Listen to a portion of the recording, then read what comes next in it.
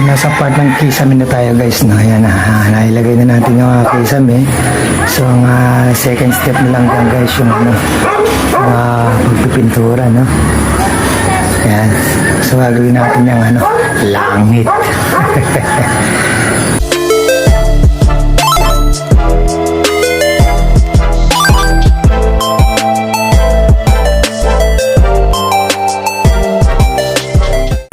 Tayo sa gawing harap natin guys, no? Sa ating terrace. Stone rocks design lang tayo guys, no? Ang creation natin guys, no?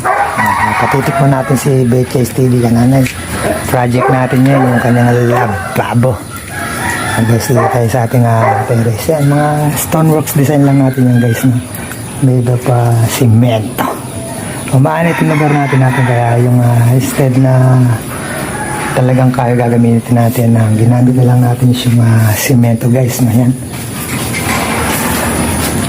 Ito yung ating terrace, na yan. Ito yung ating mini terrace, guys. Yung mga baluster natin na ito made of lang din to guys, made of semento, plastic wood design lang tayo. Yan, meron tayong tumba-tumba dun. So nasa part ng kisame na tayo guys, no? Ayan na, nailagay na natin yung kisame. So ang second step na lang dyan guys, yung pagpipintura, no? Ayan. So gagawin natin yung langit. Hindi pa natatapos yung nakakabit natin na baluster dito, na ayan siya. Ang kisame natin dyan sa taas ang next natin, no?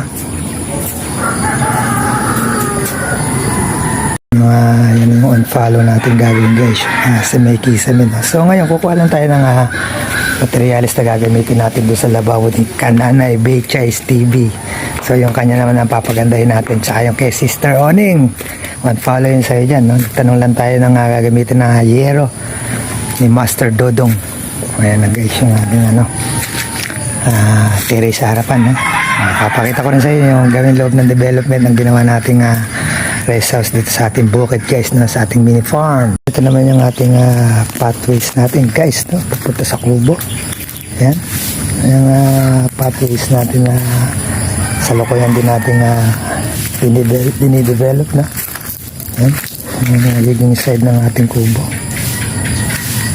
Sila, so doon sa meron tayo mga yan, yung ating plant box na circular, no? Yung puno to ng chiko, no? Ayan, nawa natin siyang sabitan ng Christmas light, no? Ayan, natapos na ang sisi ng mga lang yan, mga solar, no? So pagdating ng gabi, masaya dito guys. Ayan, meron na tayong lamesa dito, no? Alam, dito tayo nakapaglinis guys, medyo marami. So ganito yung gagawin natin dito sa lababo ni Kananay, no? Yung mga retaso, mga tiles. Ayan, mga retaso lang yan guys. Yung ating octagon bench, no? So dito naman sa part na to guys, nilinis natin itong ilalim ng ating puno ng mangga, no? So ito yung natira ng nabagyuhan, nananira ng ating bubong dun, no? Yan, nasira yun, na-repair na natin, no? So yan, dito natin pupwesto yung gagawin natin mini pispan guys. Yan, dito. So yung part ng mga halaman na ito, sama lang natin sa i-erase guys, no? I-arrange pala, i-erase. Arrange natin ito sa lugar na ito. Dito natin siya kakaroon dito ng tulay, tapos sa ilalim ng ating mini pispan para hindi na tayo lalayo mamimit guys. Ito, nilanggan natin na ito, no? Tama lang dito siya guys. Presto natin siya, no? Okay guys, dahil po tayo sa left wings naman, no? Ito yung another side ng ating kamiyahan, no? Ito sa lugar na to. Ito na kami natin guys.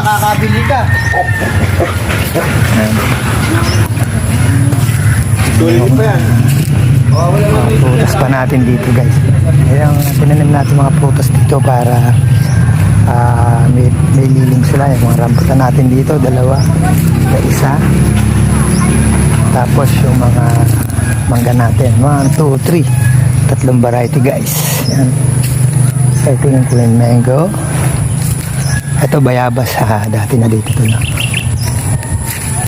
Pa isa yung variety natin ng mga mangga, no? Yan. May bulaklak na to kaya lang hindi natin ni-spray guys, no? Para sila kusa lang bumunga.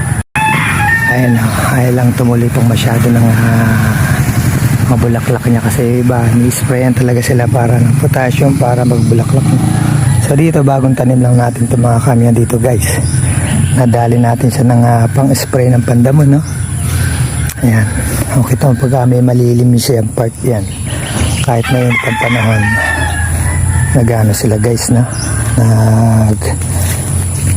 Malago sila yon.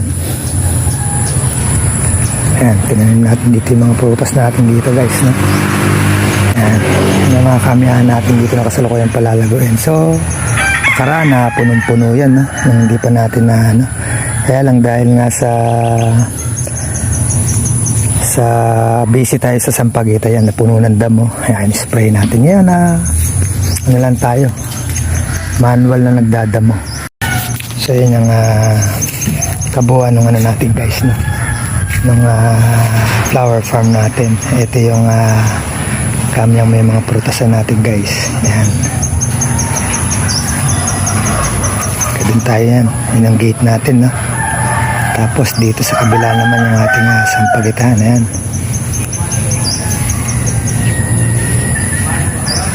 Hanggang dun. 7 row tayo. Tapos ayun yung ating mini kubo, no?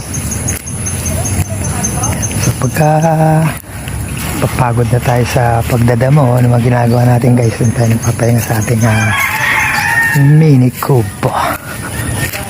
Yan guys, so kukuha muna tayo ng materyales at gagawa muna tayo kay Kananay Bechay TV. Kita-kita po muna tayo sa muli.